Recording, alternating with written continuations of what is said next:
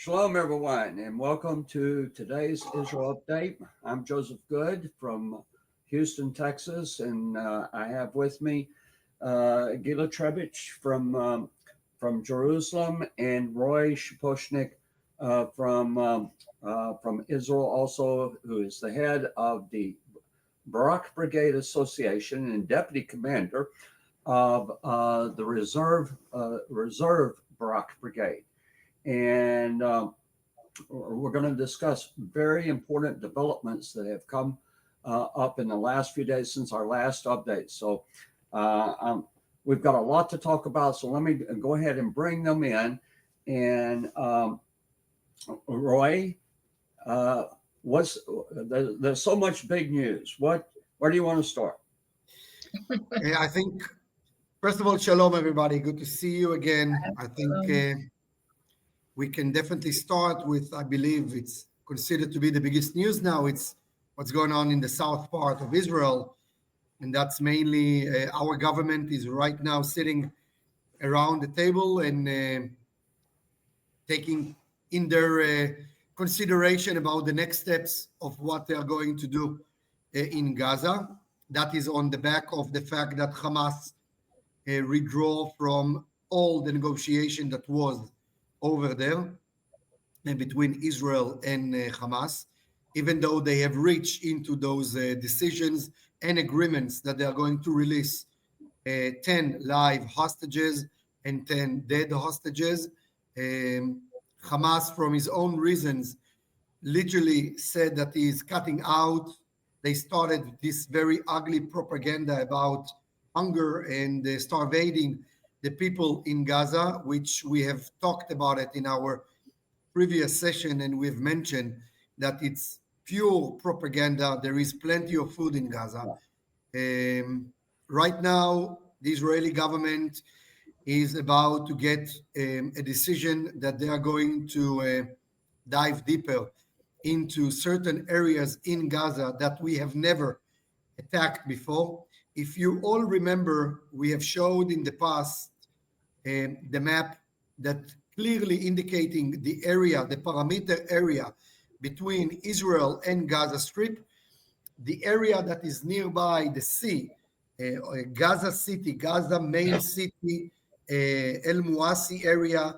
Those are areas that there is a very high tense of population. We are talking an average of 800 to 1 million citizen that has been pushed to that area in order to clear all the other near fence villages and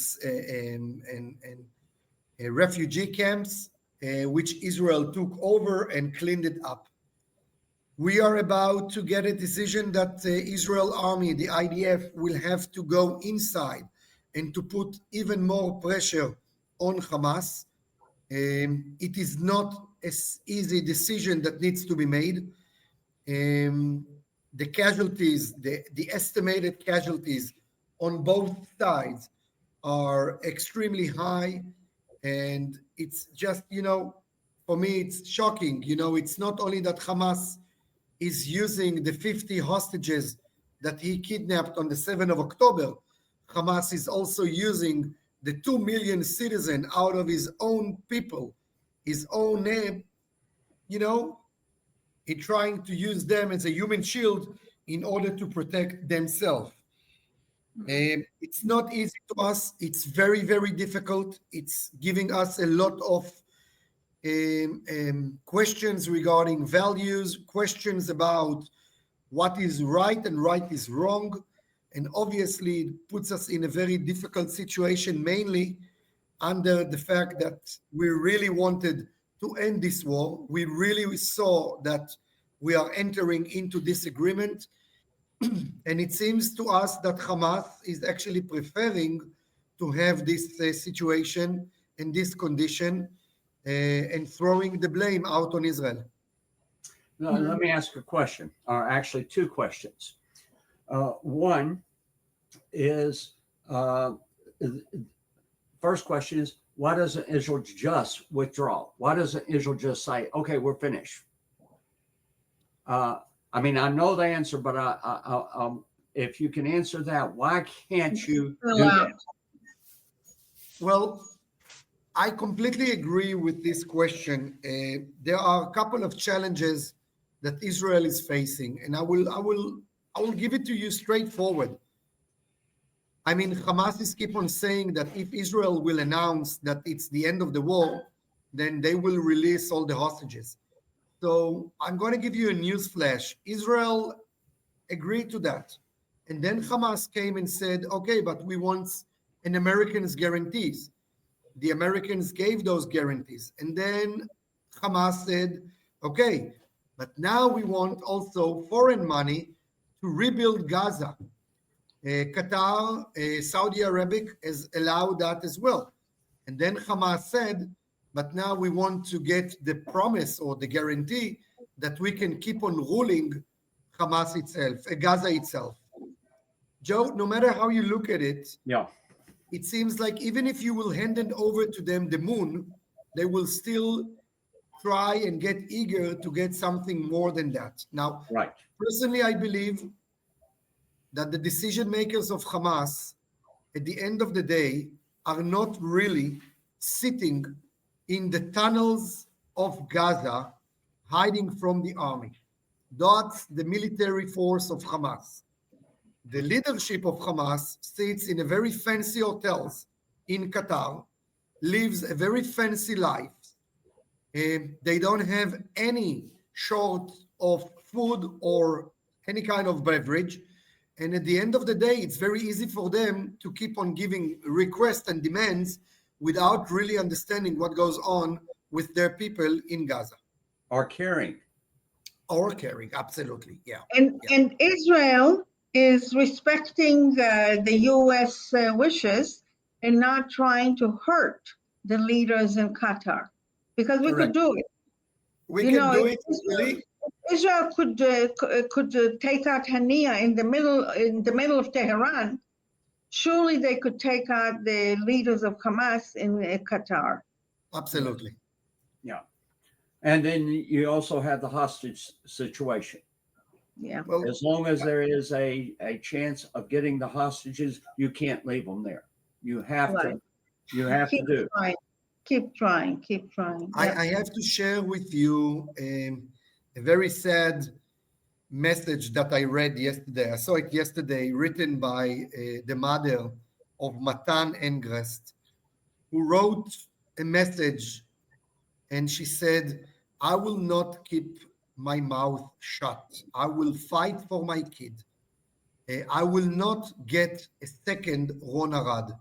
For the sake of our audience, Ron Arad was a navigator of an airplane, Phantom airplane, who got shot in 1986.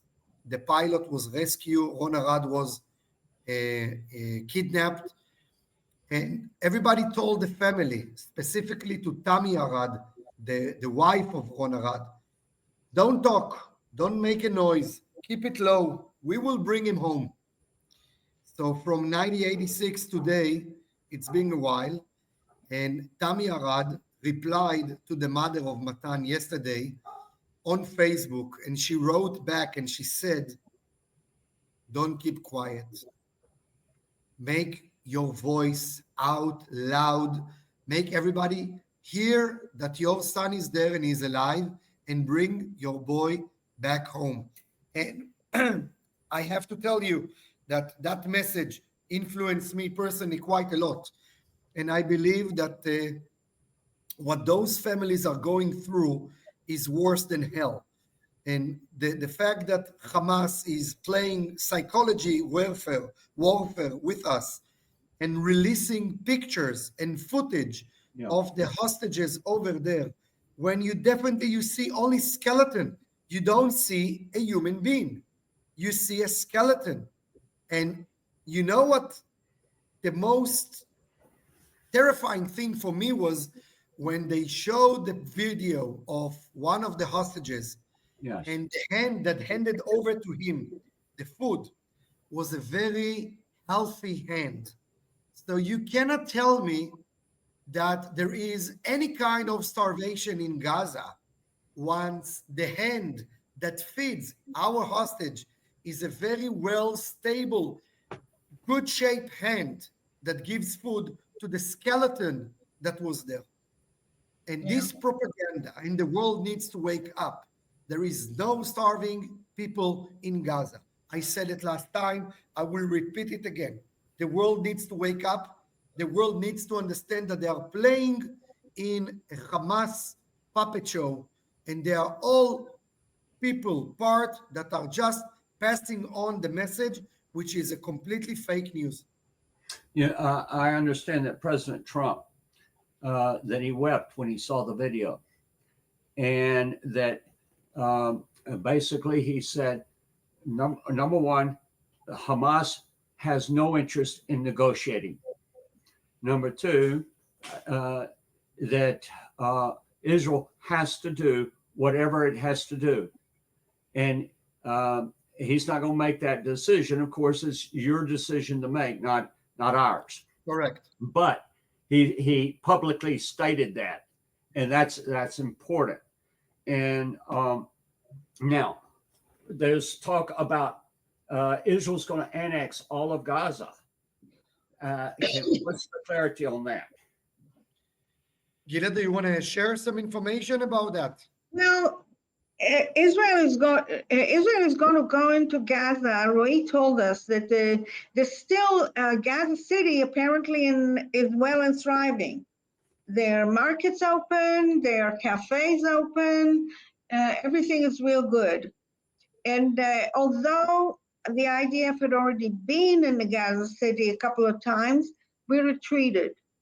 This time you're going to go in and evacuate the civilian population, all those who don't declare themselves to be Hamas, Correct. and just fight with Hamas to the very end, just like we did in Khan Yunis, just like we did in Rafah. And also And in Sajaya and other places as well. Sajaya, right, all the other 75% of Gaza, that there is no more. There's no more Gaza. There's no more. Gaza City is standing. Now, nobody is talking about annexing. The only part that everybody's talking about doing away with Hamas. Hamas cannot stand. Hamas cannot come of this war in control of Gaza.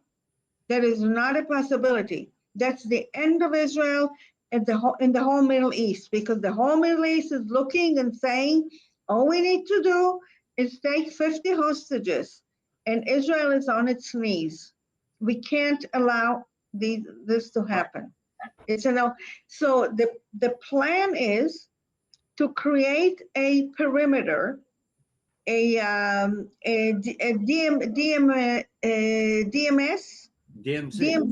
a DMZ zone that will be a death zone. Right. The perimeter is along the Israeli border, 3/4 of a mile. It's exactly 1 kilometer, and no one can enter this perimeter. You enter the perimeter, you get shot. Now, and that's the only annexation. Very good. And so, as long as Hamas is still in Gaza, the none of the other Middle Eastern nations, none of the Arab countries would come into Gaza. But once they're removed, then it can be opened up to be rebuilt and all of those things. But you've got to have two things. Hamas has to be literally destroyed. Hamas, Number two, Hamas as an organization, and the bodies of those that died must be retrieved. Absolutely. Hamas's organization needs to be removed. When you're talking about an area that foreign countries will enter, it needs to be similar to the model that you have right now in Kosovo and Serbia, where you have a non-military activity. You need to have a peace force over there, but you need to get it from a very reliable countries that you can actually, I mean, in Kosovo, there are the Italian, there are the British. Those are countries that you can actually rely on. And I would suggest to President Macron and to all the other those new volunteers that they are calling for this new Palestinian state. Before you are calling for Palestinian state, send your troops over there. Let them understand by using their legs, using their arms, and realize what is the truth. Boots on the ground. Yeah. Yeah. All right. Let's switch to the north because very significant things are happening there. What's the story there? So the Americans are working very hard on two sides of the border with Israel. One is with Lebanon, the other one is with the Syrian. So let's start with Lebanon. Right now, there are very intense conversations, negotiation about Hezbollah that will revoke completely from his entire military activity, will disarm himself, and the Lebanon army will take over completely, 100%, monitoring the border between Israel and Lebanon, taking over the rest of, let's say, 15 to 20% of Hezbollah capabilities that are still remaining. Those are like small ammunition factories or steel bunkers that we know that they are keeping some of their guided missiles and things like that. Israel, by the way, is giving small hints from time to time, because once in a while you're hearing that Israel attacked in the south of Lebanon, and Israel is just, almost daily. But the good thing is when you pay attention to the areas that they are attacking, it's like they are waving to Hezbollah and saying, "Hey guys, we know what's in there. Right. Come on, stop." And that's actually going very well.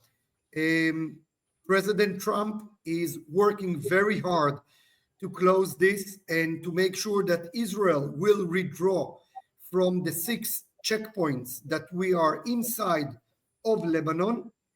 Those are checkpoints that are sitting on a geographical advantage towards Israel landscape, and therefore Israel is still there. But having this as an agreement with the guarantees that the Americans are providing, it's definitely something that looks very encouraging that Israel will achieve together with Lebanon. Even today.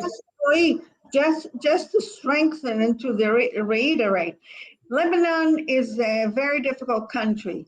It's Correct. very torn between different minorities, and everybody hates everybody and nobody gets along with anybody. All that said, it is the first time since the civil war in Lebanon that the government got up and actually said, we're going to dismantle Hezbollah from its weapons. And that's amazing. Yes. That's a major, major event. Yes. Now, with that being established in the north, what about all the reserves that are up there? Will they be released, or what will happen? So the Israeli Chief of Staff, Eyal Zamir, made a very clear announcement, and he said the following: 2025, we are reaching to the, let's say, the last quarter of 2025. Israel reserves are going to be released, and we are going back into using the army as his own capability, skills, capacity of a regular army. Now, when you hear that, being myself 672 days in a row in the military, I have to tell you, it's not big news. It's not even a scoop. It's like winning the lottery. Yeah. And at the end of the day, the army is going directly into that path. So the army starts to release a lot of its reserves.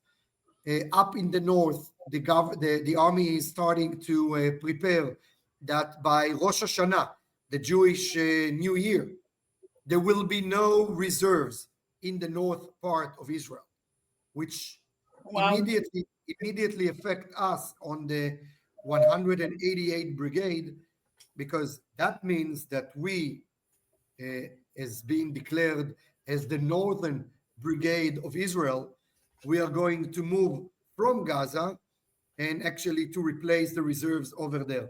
It's big news, Joe. It's something that, it's all of a sudden you see the light at the end of the tunnel. I just hope it's not a train, but It's amazing. It's amazing. amazing. Yes. So that's basically what's going on over there. Now you just said by Rosh Hashanah. So yes, that's by Rosh Hashanah. evening, That's September 22 of 22nd. September. Yeah. All right. That's what, Joe? That's the audience might not know when Rosh Hashanah is. That will start the evening of September 22nd. Right. Okay, so basically 6 weeks. Right. Very soon. Yeah. 6 weeks. And Yeah. the reason that it takes 6 weeks is mainly due to the fact that the reserves needs to get ready to be replaced. The regular needs to work on, first of all, themselves, spiritual, emotional, then to work on the tanks, then to move, to logistic transfer a brigade from the south part of Israel to the north part of Israel. It's not easy. Yes. Yeah. Yeah. A lot of work. Now, that's Lebanon. What's the situation with Syria? In Syria, first of all, the entire scenario that we had with the Druze is a little bit under control. When I say a little bit, I must add a couple of important topics that the world doesn't talk about. First of all, Israel is securing the area with the Air Force and actually created a safe area for the Druze on the south part of Syria. Second, Israel is pushing very intense the current government of the Syrian Ashara and forcing them to reinforce the peace and order over there. The challenge is there are still a huge amount of kidnapped of the Syrian that has been kidnapped by the Bedouin. There are still a lot of people that are missing. It's very delicate over there. It's very sensitive. But I believe that it will solve also in the near future. Once again, also there, the government, the Americans are pushing very strong to create a kind of a normalization agreement, which will lead to an Abraham Accord agreement with Syria as well. And it's a kind of a package deal that is coming not only from the Americans and the Israelis, but also from Azerbaijan, from Saudi Arabia, and from Qatar. Okay. Now, we haven't mentioned in the last couple of weeks the Turkish threat. What's the situation there?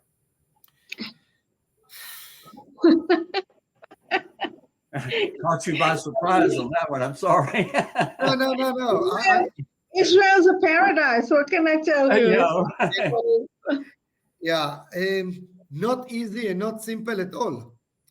There are some serious challenges considering the fact that they are trying now, listen good, to buy new weapons and to challenge the Israeli superiority of the Air Force in the area. They have approached the Americans now to buy F-35 and some other things. It is not simple at all because I remind you all, they are a member of NATO and therefore they need to get whatever they required. But on the other hand, they are threatening the Americans' biggest ally, and that is Israel. So a lot of question marks around that topic as we speak. And I know that Israel is putting a lot of efforts trying to prevent them to get weaponized more than what they have right now, Right. and to try to push them a little bit back into their own country and to avoid getting into Syria. Okay. All right. Now, I want to come back to something that you said. I mean, things seem to be settling down in the north, but what is this whole new operation about to take place in Gaza? And you mentioned the casualty, the estimates of the casualty in this new push, and it's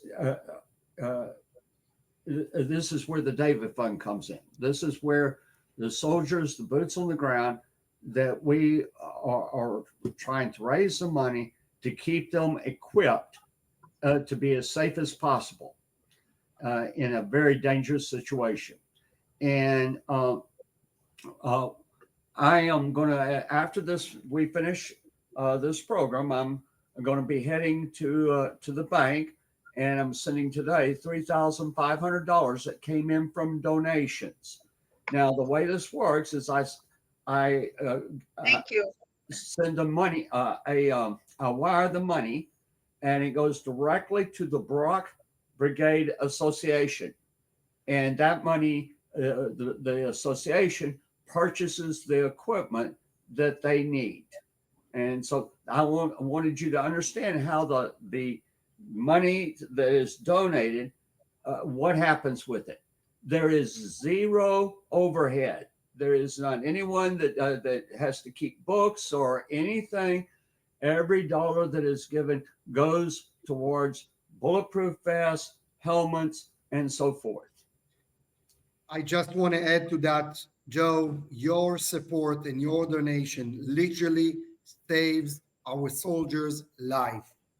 By the way, last week we spoke about the company commander, Guy Dugma, and I have to tell you that our supplier, his name is Oded Brosh, he gave Guy Dugma a brand new bulletproof vest, free of charge, On the house. on the house, as we like to say, only because of the fact that his equipment saved his life. So I'm saying it because, guys, your help and your support to us is priceless. We are grateful for what you are doing. You can't believe how much it's helping us. Thank you very much. And please share this Thank program you. with others. Thank you. We love Thank you. you very much.